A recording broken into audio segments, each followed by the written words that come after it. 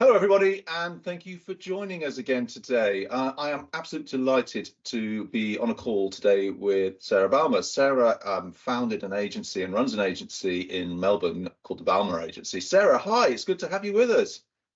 Hi, thank you for having me. No, my pleasure, my pleasure. Thank you for joining Mission Partners. We're delighted to have you with us.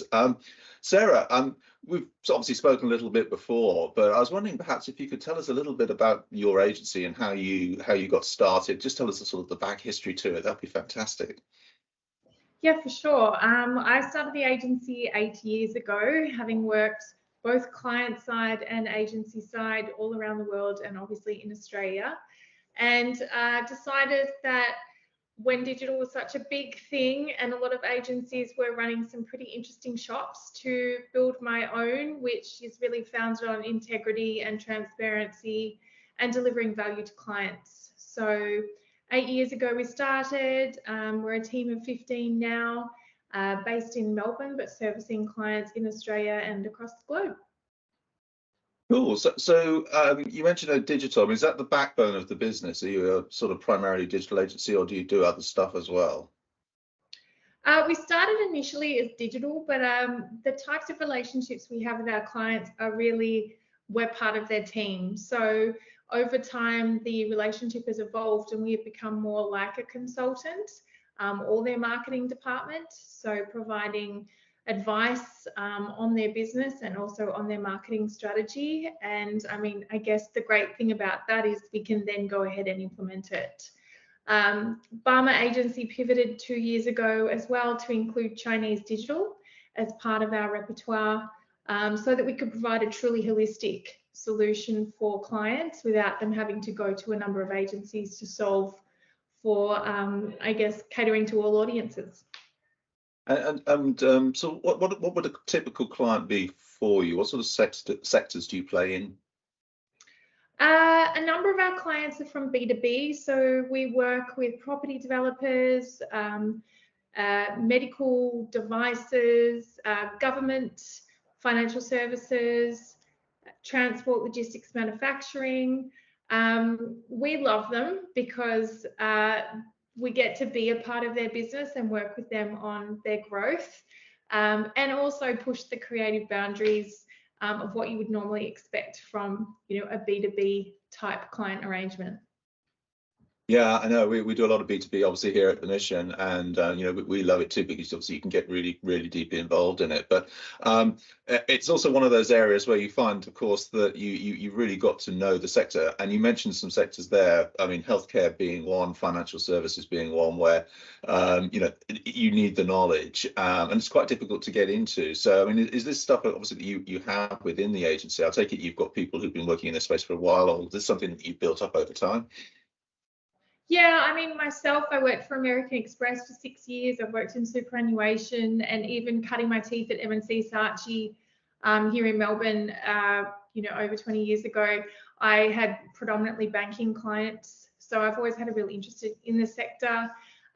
Similarly, I started working on GSK when one of my first roles in agency land. So after I got back from the UK working at Channel 4, I jumped straight back into the market and into advertising, and have been really lucky to have had such a really, I guess, a broader understanding of different sectors. And the thing I like about them is they're a bit more academic. You do get to truly learn about new and really interesting products and audiences and opportunities. So we like that challenge. Yeah, no, I totally understand that. I'm also a bit curious. Now, we touched on this when we first spoke, but I know going back a year or two now, the pandemic. I mean, you guys were particularly badly locked down in Melbourne. I mean, I was talking to a colleague on one of the other interviews we did last week, was in Johannesburg, and they banned alcohol sales to try and control the population a bit. It's like, whoa, this is a step too far. But how did the pandemic impact your business? It was really challenging. Melbourne was the most locked down place, I think, in the world. It was absolutely horrendous, and I still think we're all recovering from that time, whether it be clients or employees and just businesses in general. Our state government went really hard. and we were very limited. I had a baby. I had 2 babies during COVID, which Keeping busy. takes me to 3 under 4. But just everyone working from home, and clients being really reticent to spend money. It was a really tricky time. We were coming out, and then we've obviously got the macroeconomic issues that are happening at the moment. So I feel like it's a really good time for everyone to band together, because there's plenty to go around, and help each other out.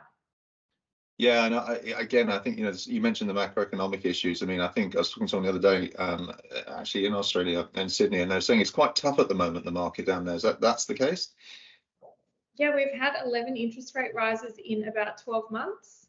So, and they anticipate another 2. So businesses that were lending money just during COVID, just to survive, all of the new interest rates have kicked in for them on top of all the mortgage repayment interest rates. So it's a bit of a double whammy. So I think everyone is saying, do less with less, at the moment. So it is a bit of an interesting time. We hope that the next quarter, though, will be really strong, and that being kind of the third quarter, towards the end of the third quarter and the fourth quarter of this year.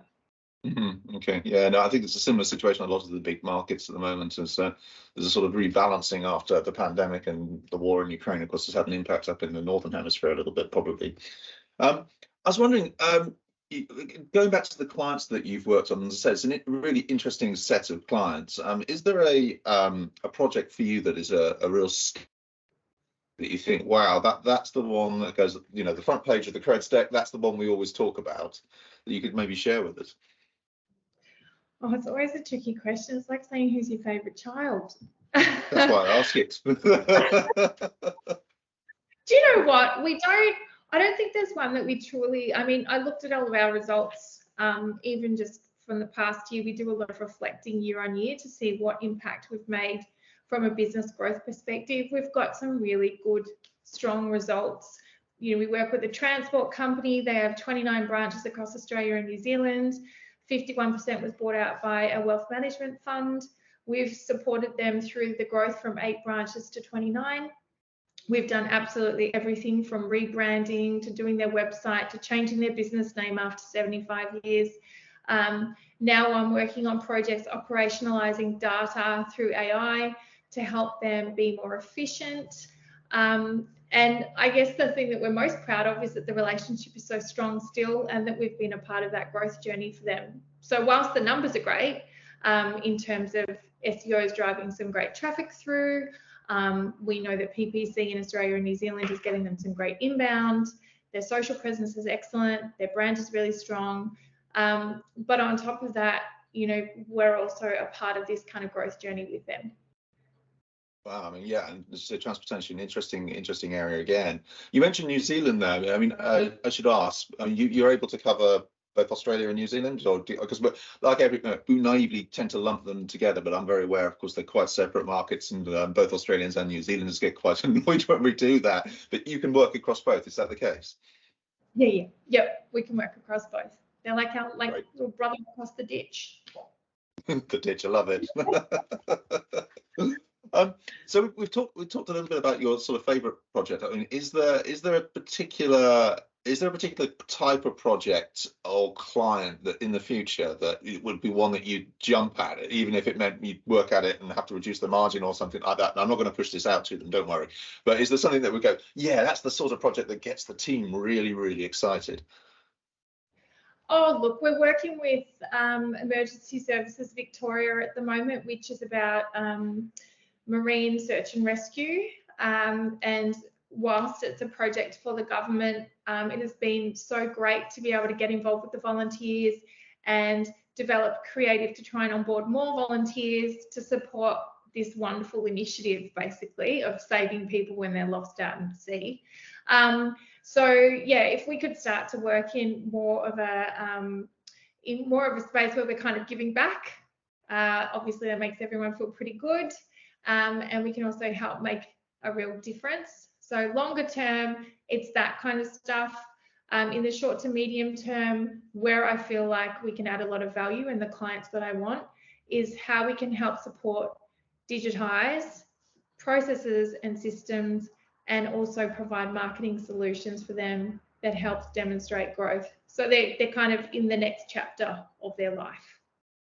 Okay.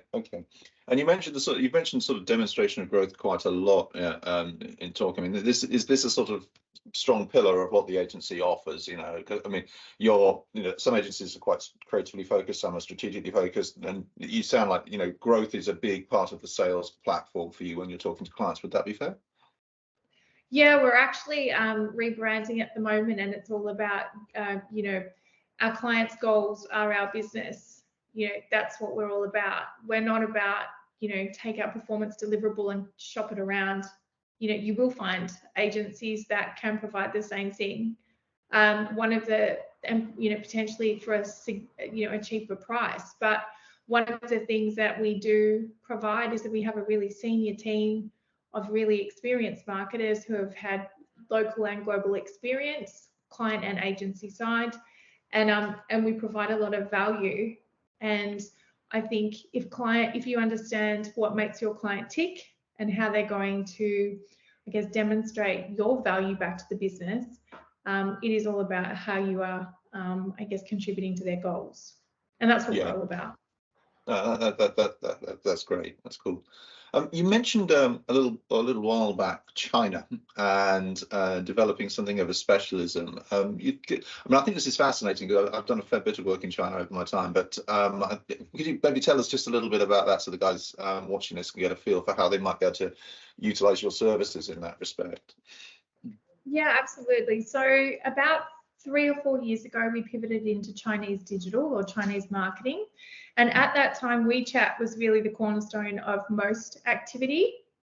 And what has evolved in the past couple of years is Little Red Book, which is another platform which is very similar to Instagram Reels in a way.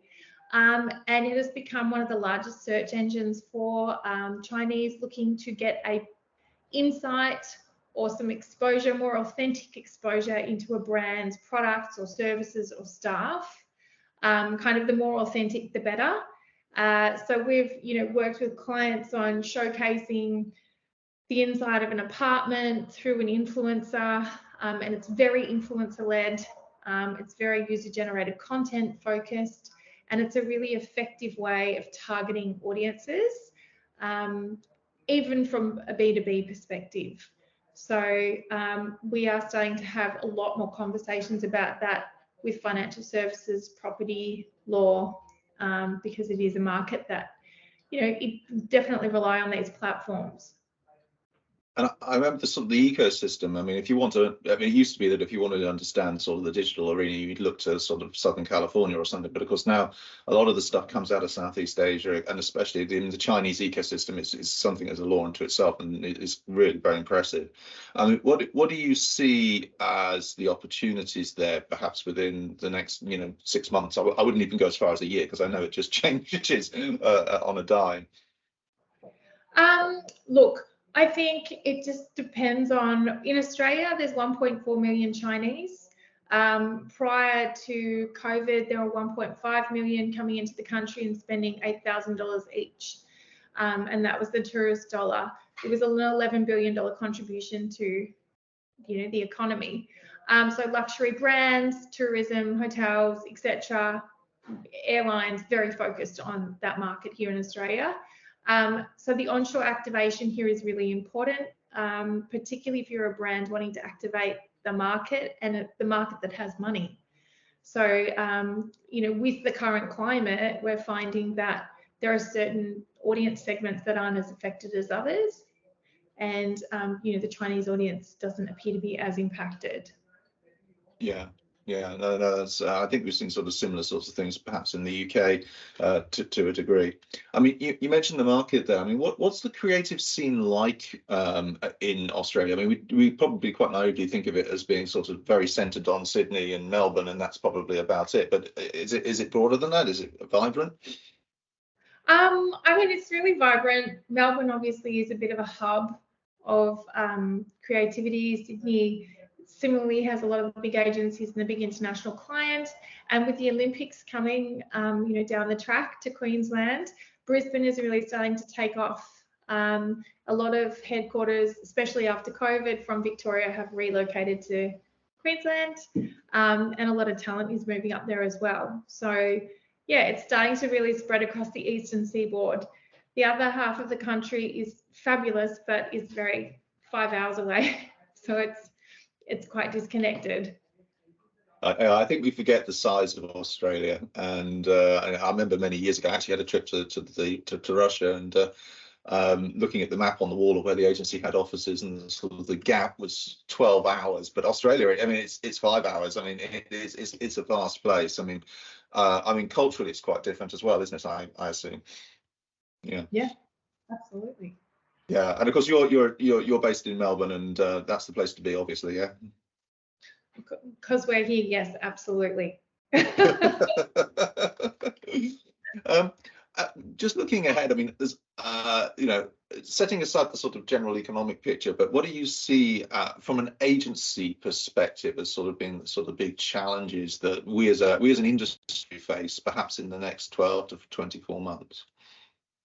I think AI is going to be really interesting. It's something that everyone's talking about at the moment, and it's kind of how do we integrate it so that it drives efficiencies but doesn't compromise IP, doesn't make certain jobs redundant.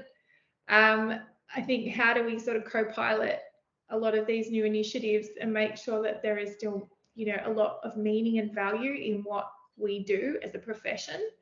So I think that is going to be quite interesting. And we are actually really looking at a number of different tools and potentially consulting in this area as well, to see how businesses can be more efficient and create great work with the support of both. Okay, cool. We're nearly out of time, but I just wanted to just sort of finally touch base. I mean, if our colleagues at the mission and indeed the rest of the partner network want to connect with you, what's the best way for them to do it, and when should they get you involved in a project? Well, more than happy to have a chat to anyone, because I always love to hear about what others are doing in the network. And the more we know, the more we can collaborate together and add more value to our clients and the different work that we're doing. So email is always good.